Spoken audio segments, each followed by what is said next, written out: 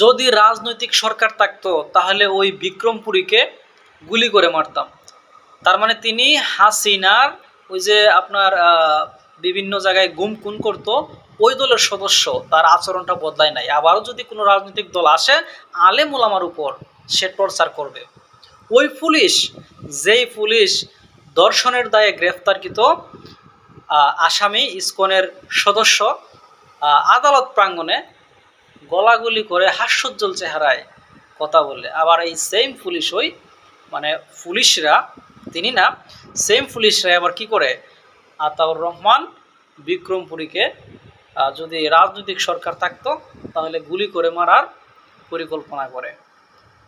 তো ইউনূস সরকারের কাছে আমরা যে আশা, যে প্রত্যাশা করছিলাম যে কোনো আলেম ওলামা নির্যাতন হবে না, যারা আলেম ওলামা নির্যাতন করে এই ধরনের মাইন্ডের লোকদেরকে চিহ্নিত করে বিচারের আওতায় আনবে, ইউনূস সরকার পরিপূর্ণভাবে বলতে হবে 1000 গুণ ব্যর্থ হয়েছে।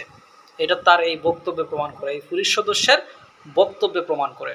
যাই হোক, কোনো রাজনৈতিক দলের কাছে এই আশা কোনো সময় করেন না যে আলেম ওলামা সেফ থাকবে, এটা ভুল।